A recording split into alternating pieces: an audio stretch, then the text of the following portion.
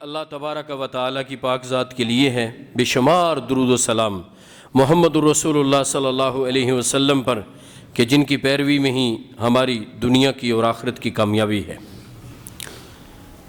آپ تمام لوگ میری طرف توجہ کریں، ایک بات کرنے لگا ہوں، اہم بات، میری طرف دیکھیں تمام لوگ۔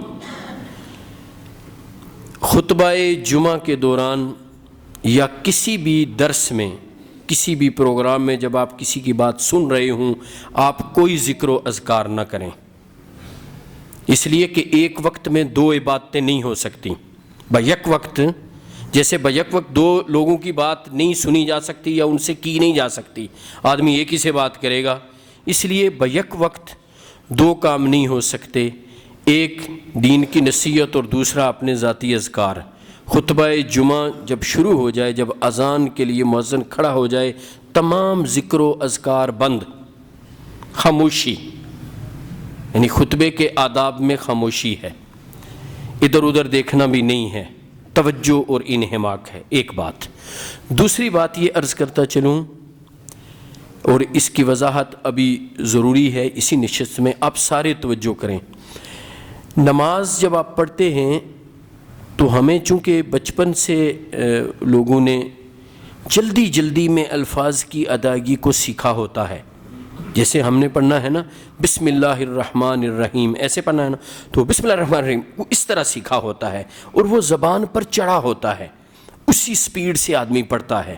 تو میں دیکھ رہا ہوں ہمارے بھائی نماز پڑھتے ہوئے اتنی سپیڈ سے رکوع و سجدے کرتے ہیں، اب وہ اتنی سپیڈ سے 3 تسبیحات کیسے کہہ دیتے ہیں؟ دیکھیں نا، آپ نے رکوع میں جا کے کہنا ہے۔ سارے توجہ کر رہے ہیں؟ سب کو کہہ رہا ہوں، سب کو کہہ رہا ہوں، اب محسوس کریں کس کس کی غلطی ہے اس میں۔ جب آپ رکوع میں جاتے ہیں، جا کے آپ نے کہنا ہے سبحان ربی العظیم، سبحان ربی العظیم، سبحان ربی العظیم۔ اتنی دیر کا رکوع تو کم از کم کرنا ہے نا بھائی۔ اسی طرح جب آپ سجدے میں جاتے ہیں، آپ نے کہنا ہے سبحان ربی الاعلیٰ، سبحان ربی الاعلیٰ۔ الفاظ کی ادائیگی کا درست طریقہ بھی سیکھیں، یہ نہیں کہ آپ کوئی سبع عشرہ کے قاری بن جائیں، ایسے نہیں ہے۔ اللہ رب العالمین نے معاملہ بڑا سادہ رکھا ہے عام آدمی کے لیے۔ یہ تو ایک فن ہے نا کہ لوگ اس میں ایکسپرٹیز حاصل کرتے ہیں اور فن کے بڑے ماہر بنتے ہیں، ایک بڑے ماہر قاری بنتے ہیں۔ ہر ایک کے لیے نہیں ہے، ہر ایک کے لیے سادہ پڑھ لیں، الفاظ کو جتنا لمبا چھوٹا کرنا ہے وہ بھی بالکل سادہ سا ہوتا ہے، بس اس طرح سیکھ لیں۔ سبحان ربی الاعلیٰ، سبحان ربی الاعلیٰ، سبحان ربی الاعلیٰ۔ اتنی دیر کا آپ نے سجدہ کرنا ہے، چاہے آپ وہ سجدہ اشارے سے کر رہے ہوں، کرسی پر بیٹھ کر کر رہے ہوں، یا زمین پر سر رکھ کے سجدہ کر رہے ہوں، یعنی اتنا ٹائم تو ایک سجدے کو کم از کم دینا ہے۔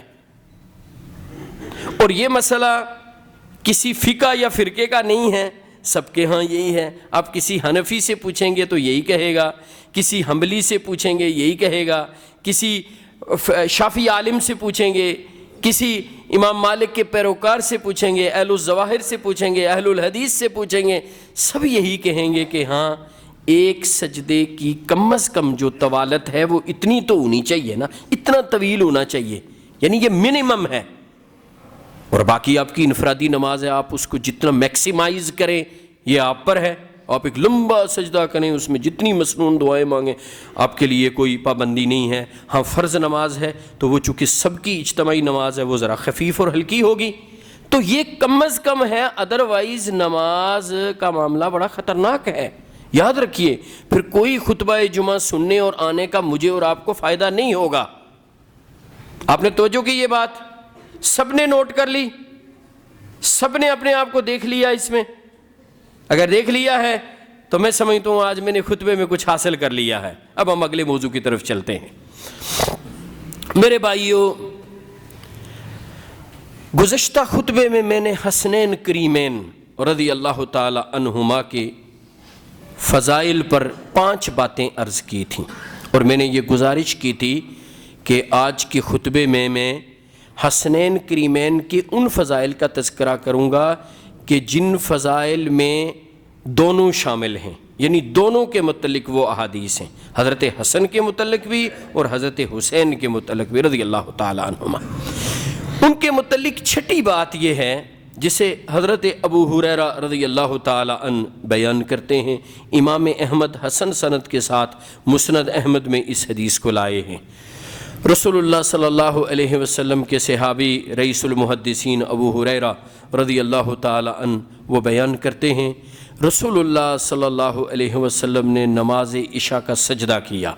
ہم آپ میں نماز کے ساتھ تھے، نماز عشاء پڑھی، آپ نماز عشاء پڑھا رہے ہیں، جب آپ نے سجدہ کیا فَإِذَا سَجَدَ، جب آپ نے سجدہ کیا وَصَبَ الْحَسَنَ وَالْحُسَيْنَ عَلَى ظَهْرِهِ، جب آپ نے سجدہ کیا حضرت حسن اور حضرت حسین رضی اللہ تعالی عنہما دونوں کود کر آپ کی پیٹھ پر چڑھ گئے،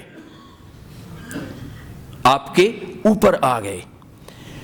اب رسول اللہ صلی اللہ علیہ وسلم نے کیا فَإِذَا رَفَعَ رَأْسَهُ أَخَذَهُمَا بِيَدِهِ مِنْ خَلْفِهِ أَخْذًا رَفِيقًا فَيَضَعُهُمَا عَلَى الْأَرْضِ،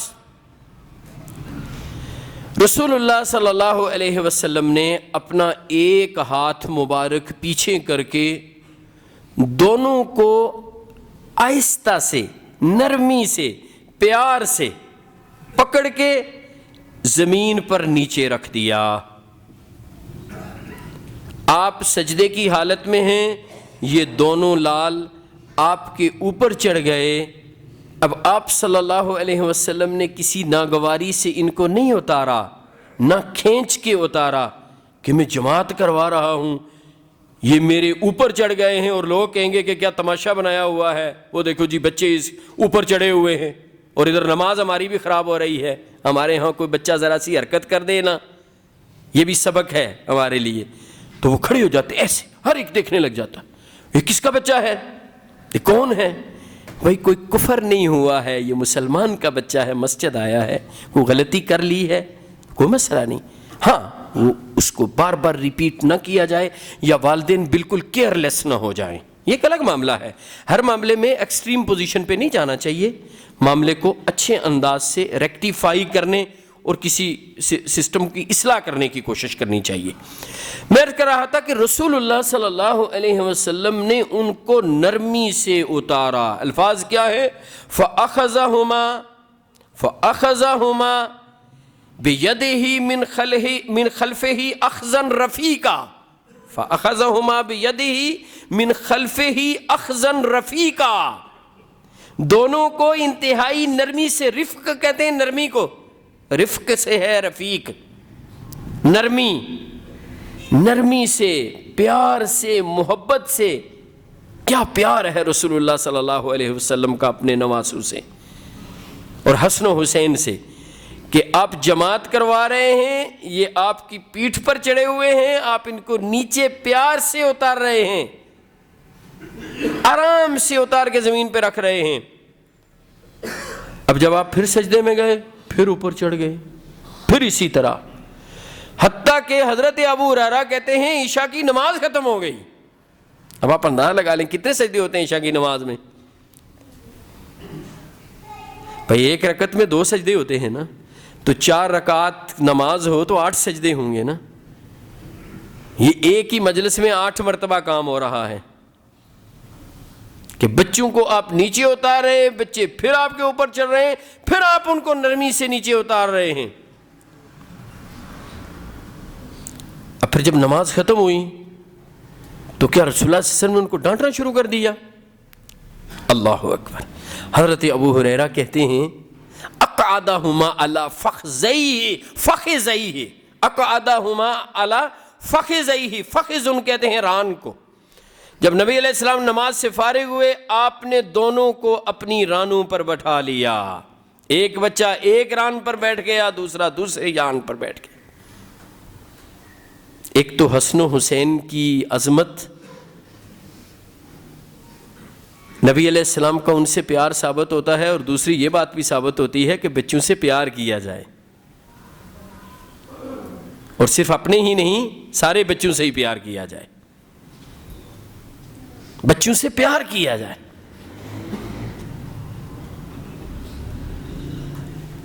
حضرت حسن و حسین کریمین رضی اللہ تعالی عنہما ایک ران پر، دوسرا دوسری ران پر.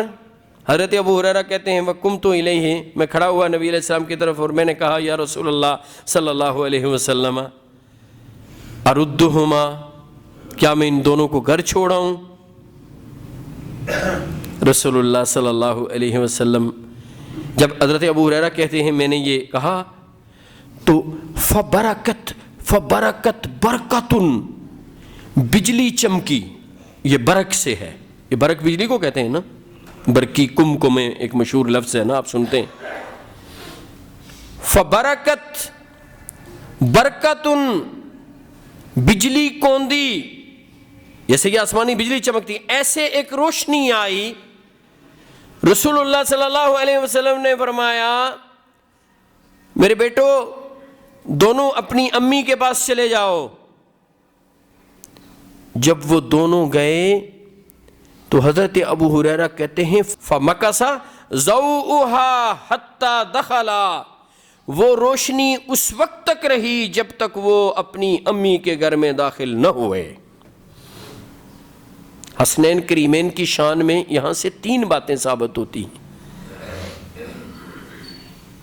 ایک، رسول اللہ صلی اللہ علیہ وسلم کا ان سے پیار، کہ آپ ان کے ساتھ کتنی نرمی فرما رہے ہیں، کتنا پیار کر رہے ہیں. دوسرا، نبی علیہ السلام ان کو کتنا پروٹوکول دے رہے ہیں کہ نماز کے بعد نبی علیہ السلام کی رانوں پر بیٹھے ہوئے ہیں. تیسری بات کہ کتنے خوش نصیب ہیں کہ امی کے گھر جانے لگے ہیں، اندھیرا ہوا ہے، اللہ رب العالمین نے روشنی کر دی. یہ معمولی بات نہیں ہے، اور وہ روشنی اس وقت تک رہی. ابو ہریرہ کہتے ہیں رضی اللہ تعالی عنہ فَمَكَثَ ضَوْءُهَا حَتَّى دَخَلَا، یہ روشنی اس وقت تک رہی جب تک وہ دونوں گھر میں داخل ہوئے. وہ داخل ہوئے، دخلا تثنیہ کا صیغہ ہے، دونوں. حسن و حسین جب تک گھر میں داخل نہیں ہوئے وہ روشنی اسی طرح رہی، جب وہ داخل ہوئے تب روشنی ختم. میرے اللہ کے ہاں ان کی کتنی قدر و قیمت تھی. اور خیر میرے اللہ کے ہاں تو قدر و قیمت پر یہ آیت ان کے لیے کتنی خوبصورت ہے جو آیت تطہیر ہے. انما یرید اللہ لیذہب عنکم الرجس اہل البیت ویطہرکم تطہیرا. اور یہ ان کی شان میں، دونوں کی شان میں یہ آیت بھی ہے، اور یہ ان کی شان میں 7ویں بات ہے. اس کے بعد دوسری آیت بھی ہے جو آیت مباہلہ ہے، ندعو ابناءنا و ابناءکم و انفسنا و انفسکم و نساءنا و انفسنا و انفسکم ثم نبتہل فنجل.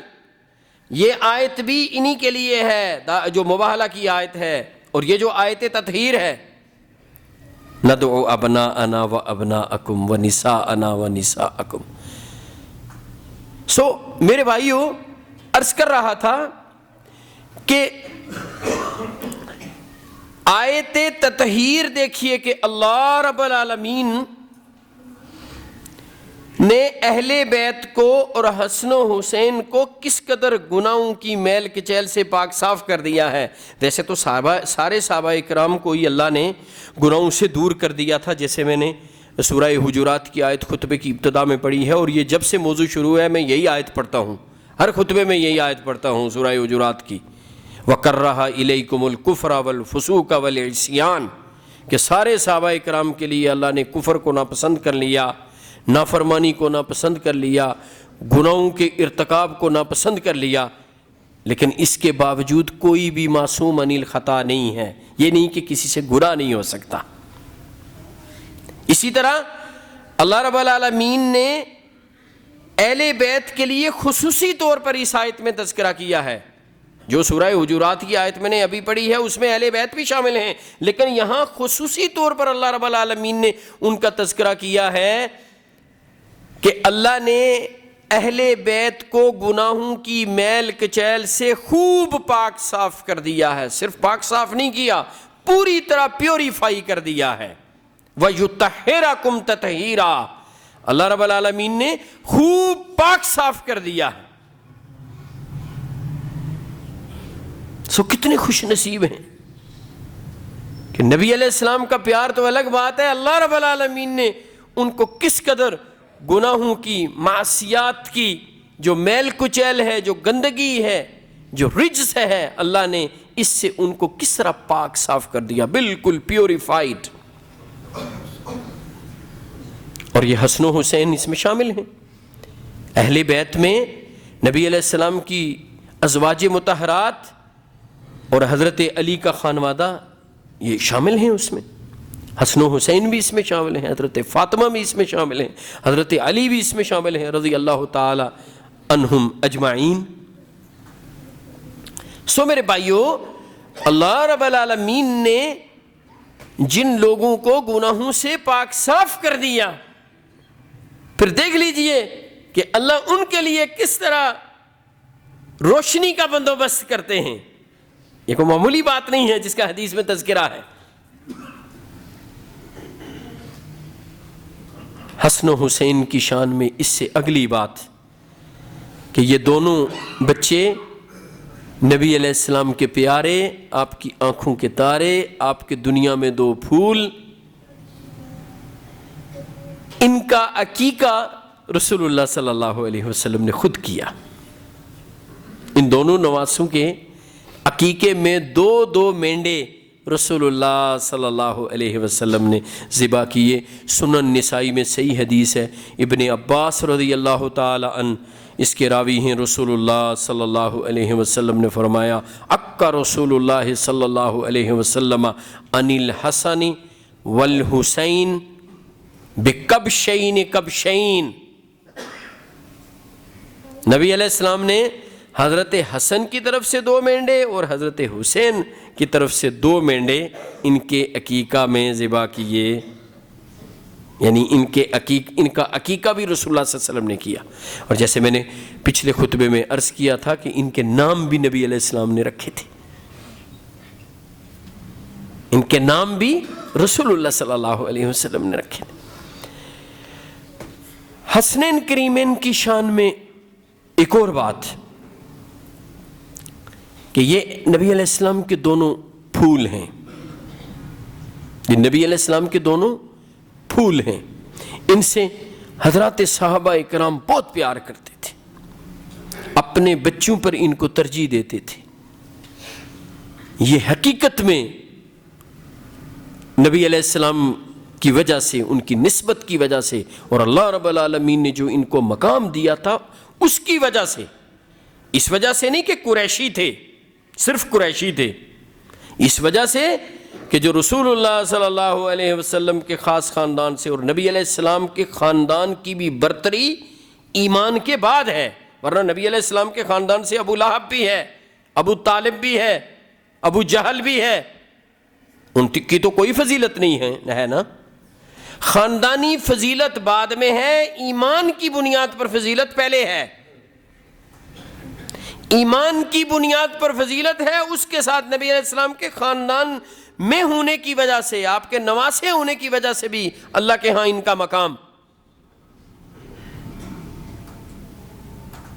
اور نبی علیہ السلام کے علاوہ کسی کے نسب، ہاں یہ بات بھی عرض کر دوں، یہاں سے یہ نہ لے لینا کہ آج بھی کسی کے نسب کی وجہ سے اس کی کوئی برتری ہے، نہیں.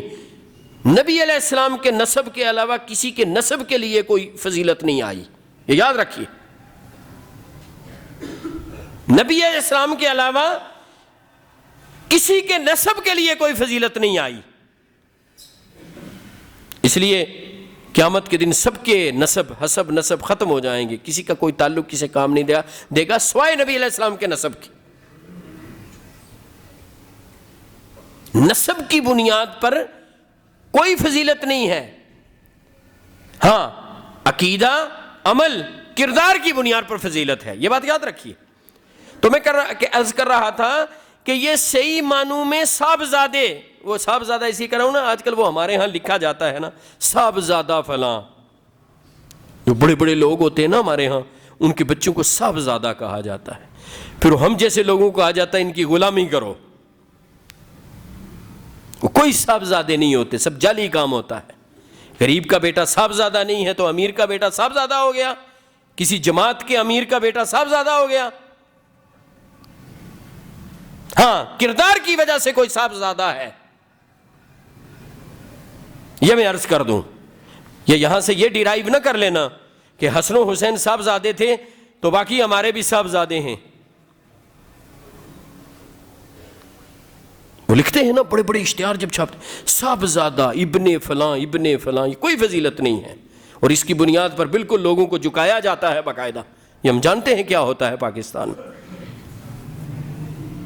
عزت احترام اور بات ہے، خودداری اور چیز ہے. عقیدہ توحید والا کبھی اپنی خودداری کو نہیں بیچتا، کسی کے مال کے سامنے ڈیر نہیں ہوتا، کسی کے پروٹوکول، کسی کے دنیا کے اثر و رسوخ کے سامنے ڈیر نہیں ہوتا، خوددار ہوتا ہے. مومن ایمان والا خوددار ہوتا ہے. عقیدہ توحید اسے خودداری سکھاتا ہے، خوشامدی نہیں سکھاتا. عزت کرنا اور ہے، خوشامد کرنا اور ہے. یہ بات سمجھیے، میں اس میں بھی بڑی پردے میں اصلاح کی بات کر رہا ہوں، سمجھنا چاہیے ہم سب کو میں کیا کہہ رہا ہوں. میں عرض کر رہا تھا کہ حسن و حسین واقعی صاحبزادے ہیں. حضرات صحابہ اکرام ان کی بڑی عزت کیا کرتے تھے. حضرت عمر کا ایک واقعہ جس سے سیر و اعلام النبلاء میں لکھا گیا ہے صحیح سند کے ساتھ، تاریخ دمشق میں بھی یہ واقعہ موجود ہے صحیح سند کے ساتھ، کہ حضرت عمر نے کے دور میں جب آپ خلیفہ تھے، اور آپ جانتے ہیں حضرت عمر بڑے درویش تھے، دنیا سے تو ان کا تعلق ہی کوئی نہیں تھا. وہ تو خود پیوند والے کپڑے پہنے ہوئے، وہ معاملات میں بھی بڑے سٹرکٹ تھے. آپ کو پتا ہے ہوتا ہے نا، ایک آدمی ذرا بہت کھلا ہوتا ہے اپنے اخراجات میں، ایک آدمی بڑا سٹرکٹ ہوتا ہے. وہ سٹرکٹ تھے، ذاتی اخراجات میں نہیں تھے، وہ بیت المال سے خرچ کے معاملے میں بڑے سٹرکٹ تھے. ہر ایک کی ایک اپنی طبیعت ہوتی ہے. پھر اس حوالے سے بڑے زود و ورع والے تھے کہ کوئی پرواہ نہیں ہوتی تھی. عبداللہ بن عمر اور دوسرے لوگوں کو ساری زندگی شکوا ہی رہا کہ ہمیں ہمارے اخراجات کے لیے حضرت عمر نے بڑے کم ہمارا وظیفہ مقرر کیا ہے. وہ آپ کہتے تھے اسی میں گزارا کرو. وہ عمر رضی اللہ تعالی عنہ جب یمن سے کوئی کپڑے آئے، صحابہ اکرام کے بچوں میں وہ کپڑوں کے جوڑے انہوں نے تقسیم کیے، تو حضرت عمر نے یہ مناسب نہ سمجھا کہ ان میں سے کوئی کپڑوں کے جوڑے حسن و حسین کو دے دیے جائیں. کہنے لگے ان کے لیے تو کوئی اعلیٰ کپڑے چاہیے. پھر ایک قاصد کو اسپیشل یمن بھیجا، وہ یمن سے بڑے مہنگے 2 سوٹ لے کے آئے. حضرت عمر نے وہ 2 سوٹ حسن و حسین کو دیے رضی اللہ تعالی عنہما، اور پھر کہنے لگے الآن طابت نفسی. کیا کہا؟ الآن طابت نفسی. اب عمر کا کلیجہ ٹھنڈا ہوا ہے، اب عمر کو قرار آیا ہے، اب عمر کی طبیعت میں نشاط آیا ہے، اب عمر خوش ہوئے. میرے بھائیوں، آپ اندازہ لگا لیجئے حسن و حسین کا کیا مقام تھا. کچھ اور باتیں ان دونوں کے متعلق اگر مجھے ملیں، ایک آدھ بات شاید رہ گئی ہے. پھر حضرت حسن اور حضرت حسین کے حوالے سے جو انفرادی روایات موجود ہیں ان کا تذکرہ کروں گا. اللہ ہمیں اہل بیت سمیت تمام صحابہ کرام سے پیار و محبت عطا فرمائے. سبحان ربک رب العزت عما یصفون وسلام علی المرسلین والحمد للہ رب العالمین.